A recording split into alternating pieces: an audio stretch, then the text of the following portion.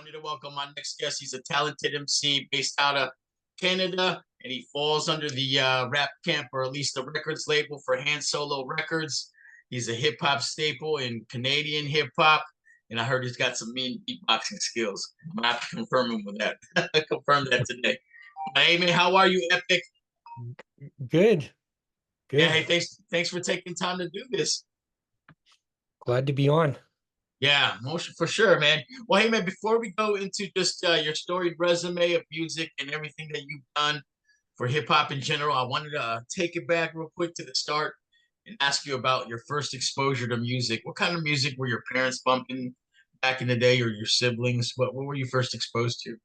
Uh, well, when it was my mom and dad, it was like the Beatles and Janis Joplin, Yeah. all that. But when my dad was on his own, he'd listen to a lot of I remember his favorite was like Peter Tosh, Oh, yeah. Jethro Tull. He used to talk about Jethro Tull, but when I listened to Jethro Tull when I was younger, I found it boring, but now I listen, it's pretty cool. But Yeah. yeah, that was my early exposure. Yeah. And at some point, you get exposed to rap music. When did that happen? Was that elementary, middle, high school? When was your So first taste of yeah, rap music? this was like the 1980s, Saskatoon, Saskatchewan. Um, we used to we had a couple guys who we played road hockey with. Of course I heard rap before that, but we would play road hockey. Beastie Boys License to Ill was Yeah. like a new album, and we'd listen to it over and over again. And then sometime around that time, like a year later, we're playing basketball on the basketball courts, and um, when people went to the States, they'd pick up rap albums because we couldn't get very many here at that time. And we just played basketball like all summer to rap. I love And it, man. that's when I fell in love. Yeah, and so that was you mentioned the 80s, and then it starts to evolve and you get the interest in trying to make rap music eventually. And so as you develop your taste in rap, who were some of your favorite rappers or just critical albums that shaped who Epic is today? Um, well, that would be different eras. Like Yep. the first era, I was really into I mean I loved all rap, but I was into like the Juice Crew. Yep. It's Oh, probably my nice. favorite. Boogie Down Productions. Um, yeah, I read an article actually before I ever heard KRS One, and I just fell in love with like the article. It was like in Spin magazine, and then so I was just that was like my whole thing to get that album Boogie Down Productions album. Because I come from a family that's like union involved in the union and politics and all that. So I Yep. is raised kind of left-wing politics. So like I just fell in love with KRS One, and then I saw the My Philosophy video, and it was just blew my mind. But and then of c- and then the other era was probably that I really loved was like the 2000 to 2007 indie era. Or even before that, like Saphir Boxcar Oh, yeah. Sessions, I got Volume 10 Hip Opera. Um, Gotta mention Slick Rick. But then like when Living Legends um and Anycon and all that, that was the other era that I really loved as well. Yeah. West Coast stuff, San Francisco stuff. Yeah. Port Giff, that's another group I listen to a lot. Yeah. Man, Yeah. yeah. You just listed off some classic names, and you were there for the beginning, right? So in that Saskatoon area, I mean, you got to see kind of the hip hop scene develop, and then also develop its rappers too, who you were one of them too. And so, what was that period like in terms of when did people start experimenting with rap? When did you start doing it? What motivated you to do that? And how are these connections made? Well, for years it was all about freestyling. Before anyone made songs, it was about freestyling. Yeah, good point. Yeah, and then about like DJ battles, like we would uh we drive to the Calgary and Edmonton to see like the DMCs and the ITFs and all that. So as the Saskatoon scene was developing, and then the way the scene developed is we had like two rival DJ crews in the city. And so we kind of formed our own uh like our own crew. I is the best time ever, man. Yeah. And it yeah, and like this he's active in the indie scene, got a shutout pair of poet in the hip hop hippies. We were in like rival crews for years. And then we both kind of quit rap for a while, and then now like then we just like are good friends and all that. Oh, So that's awesome, man. And that's how it should be. Hey, it's I wanted to peel back on something you mentioned that, before we get to where we're at in terms of writing songs and actually wanting to be in rappers, it was the experimentation of freestyle and the culture was battle rap at the time. And I know you spent some time on the battle rap circuit. I saw a video of you and Flammable from early 2000s. And so how long did you actually do the battle rapping? oh, yeah, I probably battle rapped every battle I could get into for about 10 Nice. for freestyle battle. Yeah. So yeah, I won. I'm really proud actually. I won the Saskatchewan. It sounds small time, but it's a big deal to me. The Saskatchewan MC battle, and then I won like the Edmonton kind of championship was like the last battle that Yeah. I went into. Maybe I don't know what year that. Well, that was a good one because I hadn't battled, and I wasn't even really part of the scene for about 3 or 4 years, and then Yeah. I'm like, oh, I'm just gonna go out to this battle. So I practiced and ended up winning that Hey one. man, that's a big deal, man. I know the stress involved with having a battle, so whether it be small or big, it's still big, big, big accomplishment. So yeah, I just really enjoyed it. I enjoyed your style and your delivery, and really enjoyed that Flammable video.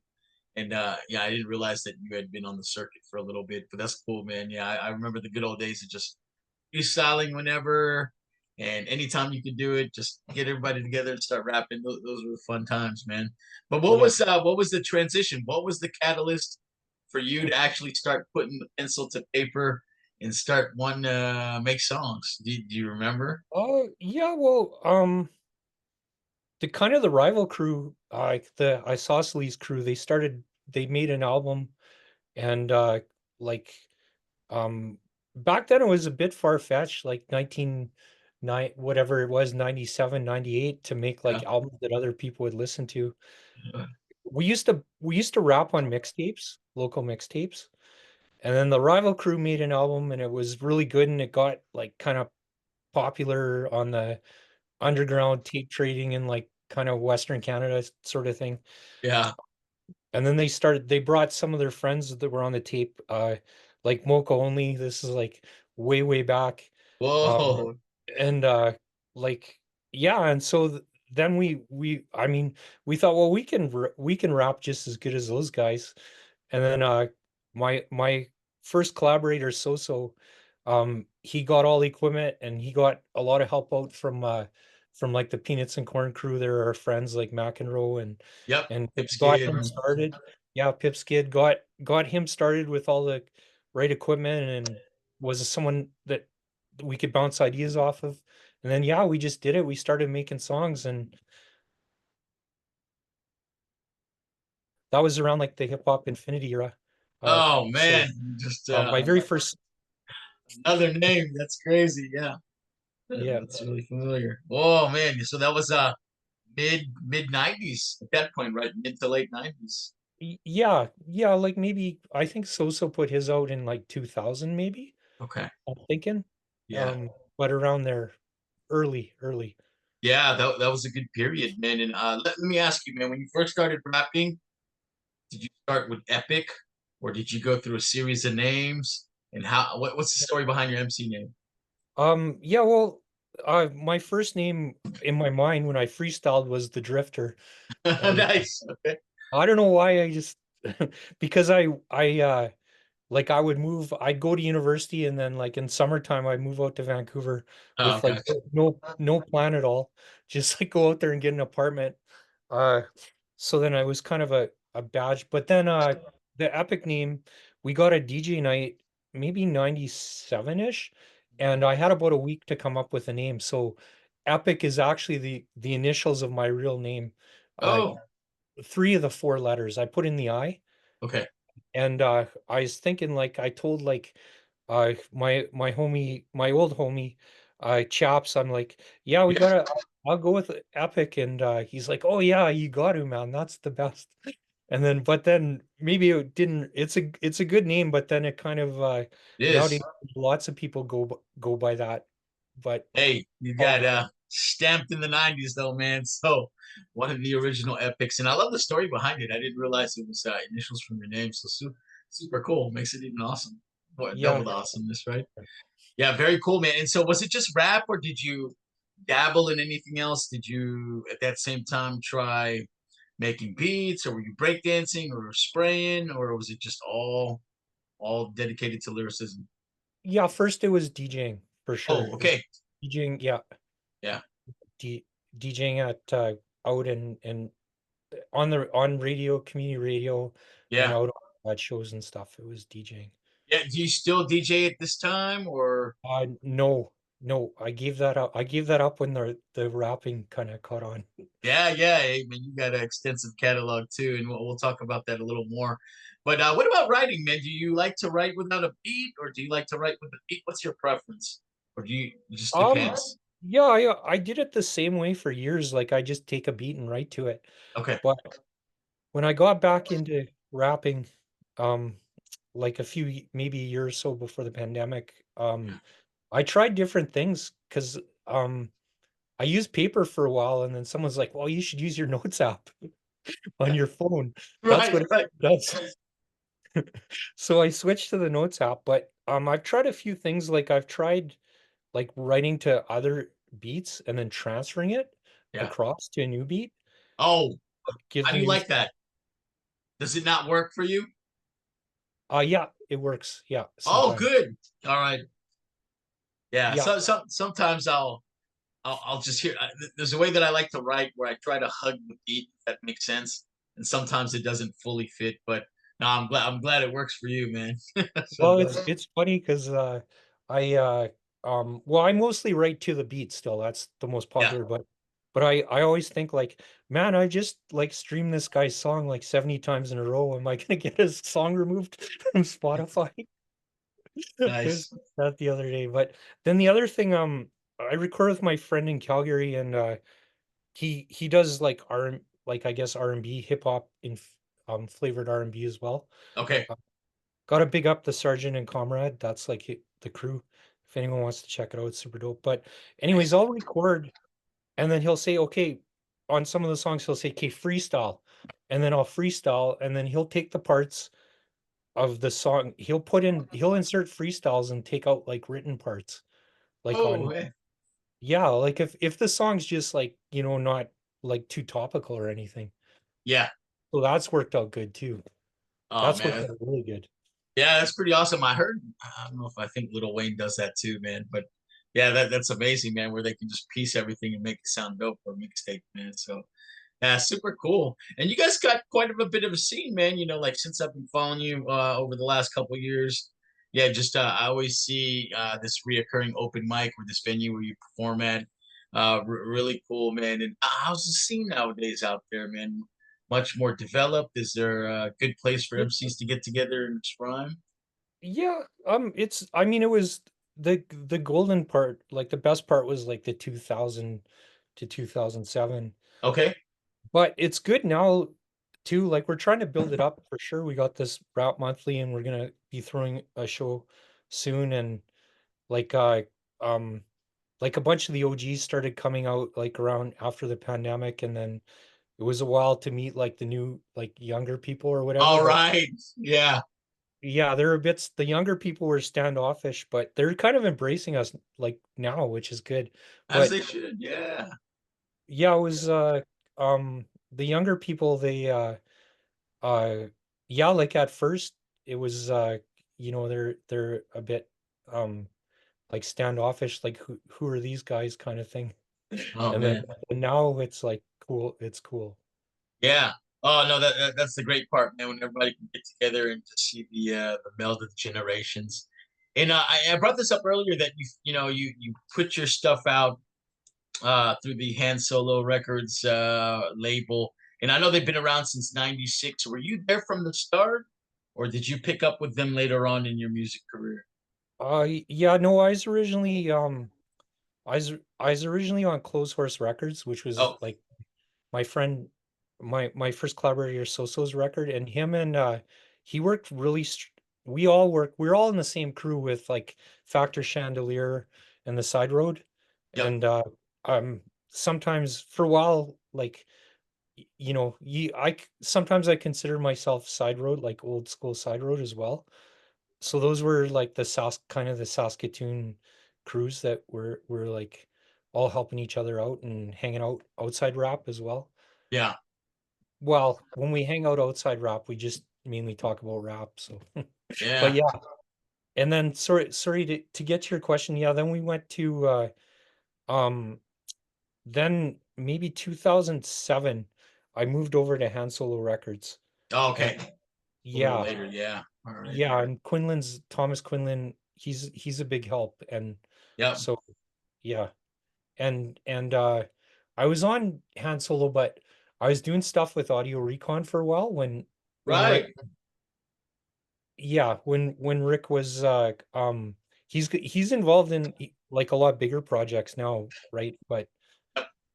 back then he was like putting out uh and then yeah, and then Saskatoon folk rap as well. But Yeah. Yeah. You got, yeah, a bunch of places that you're a part of, so it's been pretty cool. And you got a great catalog of music, as mentioned, and yeah, you get that recent release that you put out probably close to a month ago, right? Not too long ago, and we can talk about that too. Your project with Rob Crooks, I really enjoyed that too as well. But before we talk about that, you did something similar to me, man. You were rapping in the '90s.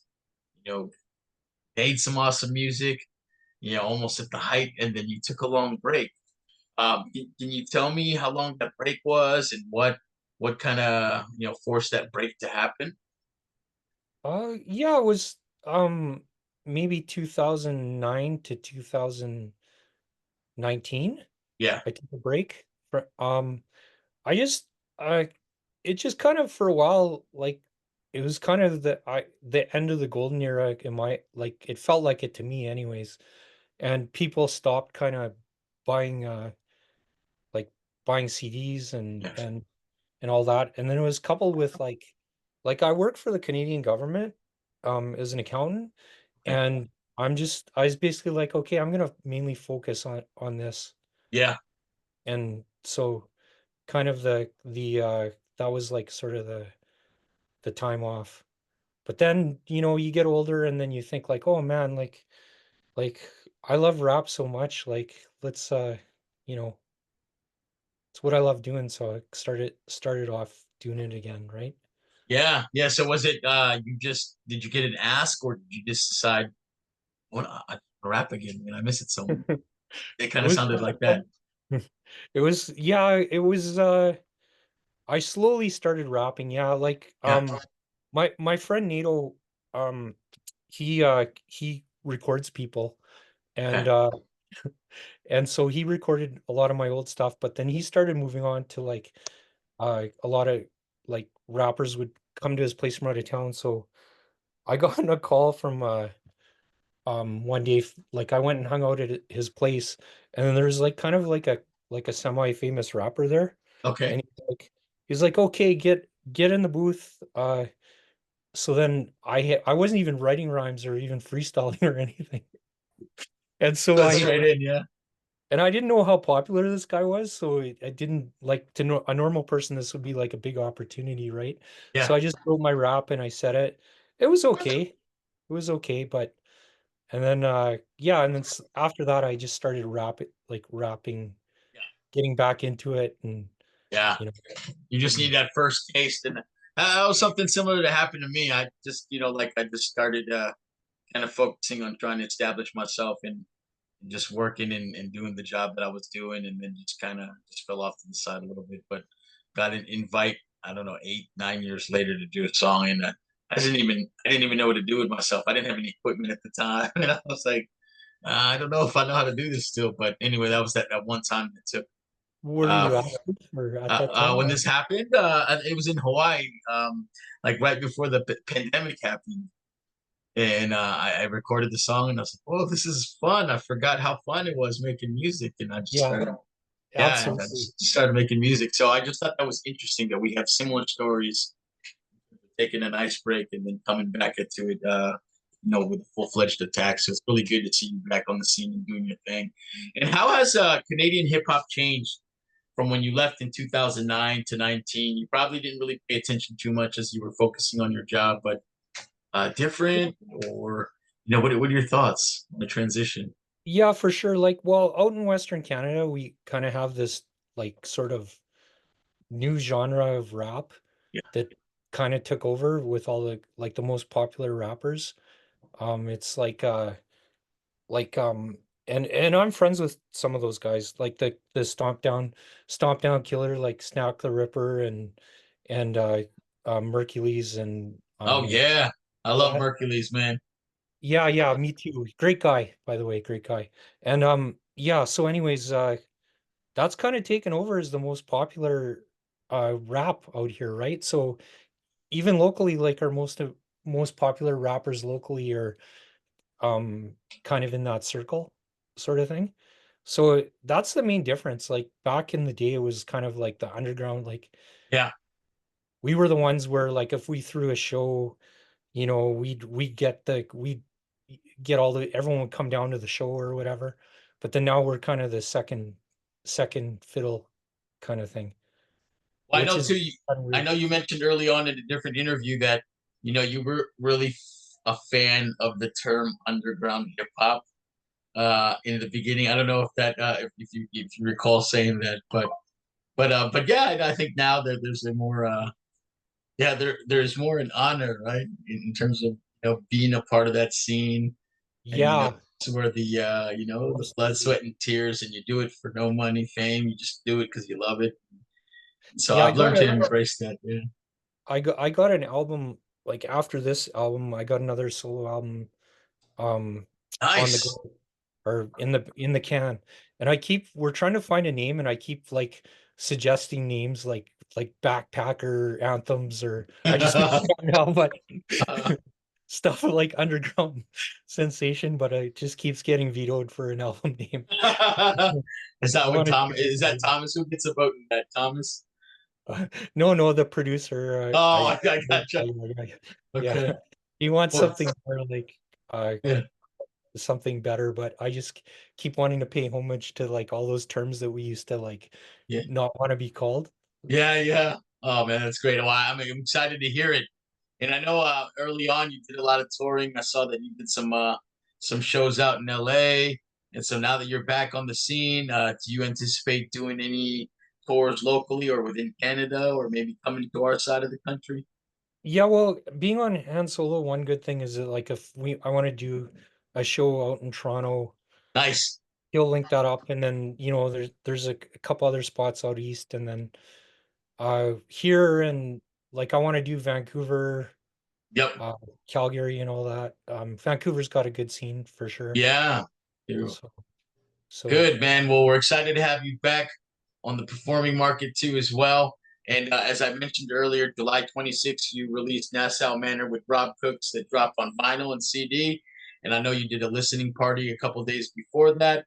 But I also heard that you had that album recorded a couple years before it was actually released, right? And so, do you want to talk to me a little bit about that album, how it came about, the story behind it, and what motivated the link up with Rob Crooks? yeah, yeah, for sure. Well, Rob, we ran into uh well, he's been a longtime friend, but um we linked up with him in Saskatoon, kind of a group of us, and we helped him put out like he's friends with like some of the Peanuts and Corn dudes like Pip Skid and Yai and Gruff. He's kind of part of their crew. Um and so we yeah, we linked up with him and we helped him put out with him on the beats a couple of his albums. And then he said, well, I'm gonna give you some beats, and then I wrote to the beats and recorded some stuff, and then I went out to Winnipeg and recorded at his house uh, Fantastic. in And Nassau Mountain. Yeah. and that's what inspired the name of the album, right? That's where you recorded it at. Yeah, yeah, Yeah. for sure. We recorded it at his place at Nassau Manor. I wanted to call it the album Osborne Village because that's like That he's from. sounds cool. Yeah, Yeah. it is. It's a awesome name, but he told me like that sounds awesome to us, but if you live in Winnipeg itself, that's kind of like a like I don't know, it'd be like a corny name to kind of call it like that area to people who actually live in Yeah. that area. I gotcha. So we Yeah. nixed that, but yeah. Hey, who did the art for that project? Pretty cool. Actually, her name, someone I don't know, Rob knows. Okay. Uh, it's this woman from Winnipeg that hangs out with Kits and Rob and a few of the homies, Posey. Okay. I never got to meet her in Winnipeg, but yeah, she Rob gave her a picture of the Nassau Manor and she did the art on the building he lived in. There's a weight associated when you put your project on vinyl too, right? I know sometimes it can take 3 to 6 months, man. So must feel good to actually have this album out in the live and just in the Yeah, world, man. Yeah, major victory. yeah, and we got the CDs right now, so Yeah, it's cool. yeah, very cool. Congratulations on your release. I enjoyed it thoroughly. My favorite songs on the album were Saskatchewan, Hold It Down, and Green Tablecloth. Favorite beat was Hold It Down. And just Oh, awesome. great album, man. And the video game beat, man, Younger Days was really cool. I know it was just a piano organ, but it had a video game feel to it. And I really enjoyed it, man. So good Oh, job, man. thanks. And just like again, man, as I went through your entire catalog, I just really enjoy the way that you write, and you're very good in coming up with original topics. And I know as an MC too, it's very easy to get writer's block, and you have this philosophy where hey, you don't let writer's block bother you, and you just kind of just drop it and move on to the next thing, and then come back. I love that. But just hey, what motivated your style in terms of the way you deliver your music, right? Was there Uh, any influence that, or is that yeah, I'd say freestyling, but um, yeah, freestyling turned in influence the and the rappers that I really like too, right? yeah, Um, like that I mentioned, like Volume 10 and Saphir and yeah, just wanting to be that like rapping that style and yeah. yeah? I really enjoyed it, man, and just yeah, it's just a good journey into the mind, very creative mind, and so I really appreciate that about you. And another album I really dug into was the one that you released in 2008, which is "Aging Is What Friends Do Together." And it's been 16 years since you released that, man, and still holds very strong. What was the motivation behind that album? Was that your first solo album? No, that was my third solo album. Okay, That was the last album I did when before I went took a break. Um, yeah, that one I tried to get like that was one where I did more guest spots than usual. okay, So yeah, so there's some really I got really awesome guest spots from people on that album for sure. yeah. So And yeah. what was the motivation behind it? Like, can you tell me what the overall theme was about it, and why you put that project together? Uh yeah, I just made I don't think I did that as a thematic thing, Okay, but kind of what happened in like 2009 is 2008 is that like a lot of the underground rap became harder, right? Um like a lot of people I knew that were like doing like positive underground rap started to make like harder at least it felt to me. So I kind of I suggested the title Aging is What Friends Do because it was like the total opposite of what was I felt was going on at the time. Um, and then which was fine, but then I've told this story before, but then we sent it to Noise to do the artwork for it. And and then he came up with like these like two elephants That's on the right. cover.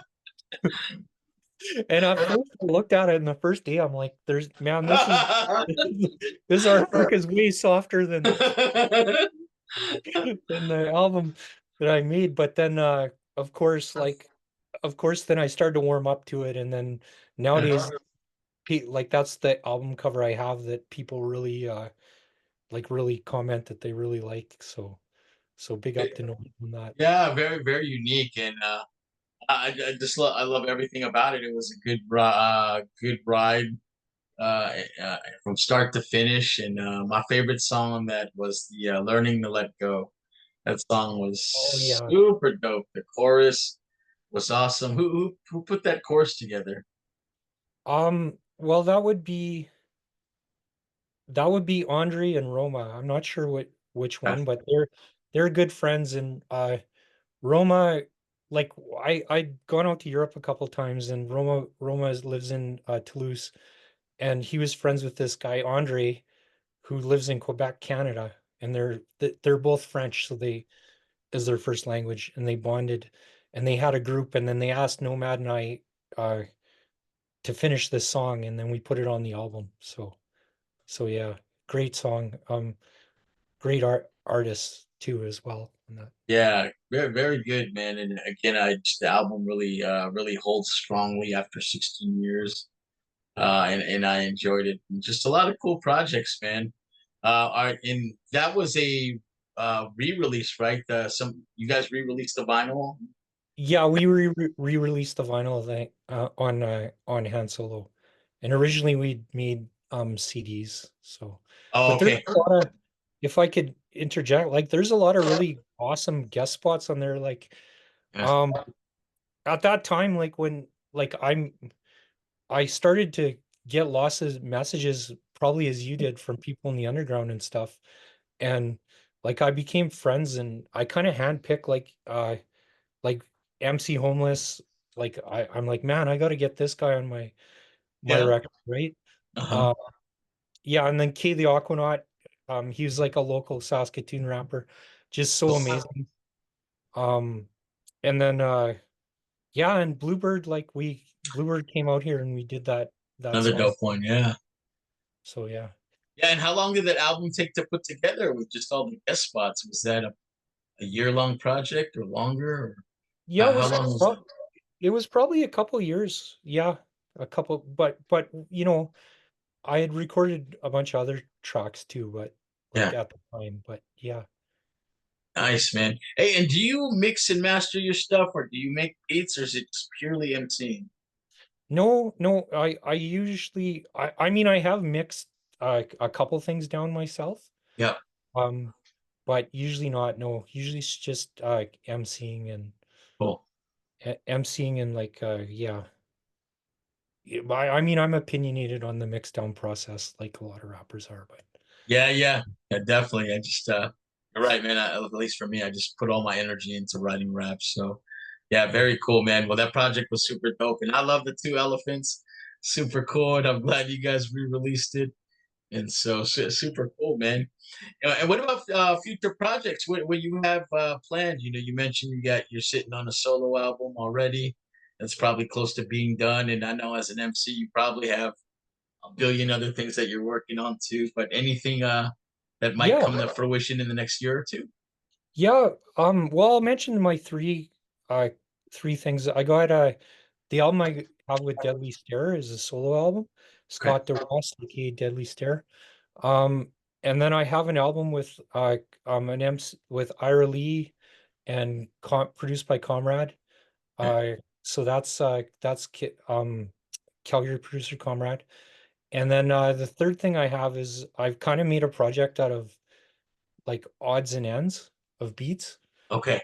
And that's the one I'm currently working on. And it has actually I got four like Moco only beats so far.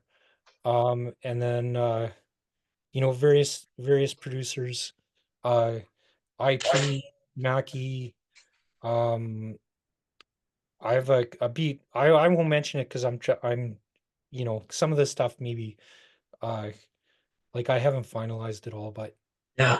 probably going to be like 5 different producers on it. Man, a lot of stuff cooking. That's exciting to hear, man. I love it that you're out on a rampage and just making music left and right. And just Yeah. with work, family, and music, where do you find time to have fun, man? What do you do for fun outside all that, all those amazing and busy things that you do? Uh, well, I retired last year actually. Um, Congratulations! that's with the onslaught of rap of rap. I bet you don't hear that very much, but rap retire from day jobs to rap. I love it. I'm trying to catch up to you and do the same. Yeah, my actually Rick from Audio Recon, he's when he retires, we're gonna go out and do like an old man retirement tour. That's like the plan. I love it, man. But Yeah, yeah, Adonis is I dope.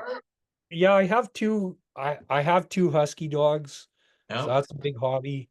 I watch soccer, uh, NHL hockey. Those are probably out that keeps me busy.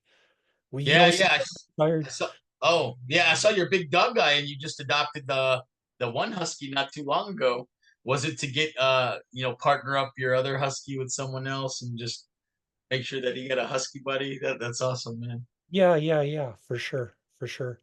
Yeah, but I should just mention because I said this to someone because I retired and I have all this free time, I can now watch like all the midweek like soccer games that I was missed, like the Champions League and all that. So Yeah, follow like three soccer leagues closely. man. That's major though. You get to retire and just enjoy life. And how often are you recording nowadays? Is it do you get to it quite frequently? You get to do a little bit every day, or Yeah, what's your process? I book a studio. I try and do it every second week. Okay, Like book like 2.5 hour slots, and it's okay. free. It's like our downtown library here. They put in like a really nice studio. So I just go there and record myself. But I have stuff at home too if I need Yeah, to do stuff here or very whatever. cool, man. Well, good, man. It sounds like you're on a good trajectory. A lot of good things are happening. You just retired. You got two huskies, family life, and a lot of music, and so much more to come, man. But with that, I just wanted to thank you. It was an honor just to talk to you about your story and just learn about Epic from the start and through the years. And it's fun. I'm so happy that you're still making music. Good stuff to look out for. And I always like to end the interview with just some fun questions, man, some lighthearted stuff. So yeah, hey man, here are a couple ones before we get to the close. But if you had a time machine, would you travel to the past or the future, and why? I travel to the past, um, just I guess to redo a few things. Uh, yeah, see things over again, Okay. Yeah, relive the good times. Yeah. I love it, man. All right, man. I'm a big guy when it comes to comedy, and so I always love to ask people, what is your favorite comedy movie of all time? If not favorite, one that you watch pretty often. Well, that's a tough question. I've watched some of your podcasts before. I didn't think to prepare. Uh, No, no preparation needed at all, man. I But hey, just yeah, anything with John Candy. How about European Vacation? yeah. Even though Oh, I've that's seen a it about great 20 Chevy times. Chase. Yeah. Yeah. I Anything do. John Candy. Yeah. Hey, those are great. Yeah, John Candy or the European Vacation movies are great. All right. Hey, do you believe in aliens? Are there aliens? Oh man, if I say no, I'm gonna disappoint a lot of homies for sure. Yeah, I know my Like, buddy Nomar Slevik would not be very happy, but yeah, no, for sure. yeah, Uh, that's a tough one. I'd say yeah. I'll say yes. I'll fair say yes. enough. All right, man. Hey, I'm curious, just your palate wise, man. What is Epic's favorite food? Uh, Pizza. Oh, me too. Oh, we got similar one. Yeah. All right. Well, Awesome. I try not to recycle this question too much, but since you are a pizza fan like me, is it a crime to put pineapple on pizza? Oh, absolutely not. Oh yes, yeah. I I love always Hawaiian. Oh, that's super awesome, man. Yeah, I'm a big Hawaiian pizza fan too. But I know some people are very very purist and they don't like to see the pineapples on pizza. That's yeah. great to know. Yeah, yeah. Well, good, man. Hey, man, thanks again, man. It's just been an honor to talk to you, and just I love talking to guys who have been in the game in a long time, and just those with amazing catalogs like yourself. You're a down to earth guy, stand up guy, and I can't wait to hear what's coming out. And I'll continue to bump Nassau Manor and all your other albums too as well. And you got a fan in me, so thank you for your time. Any final words before we close this interview out? Um, yeah, just shout out to my crew.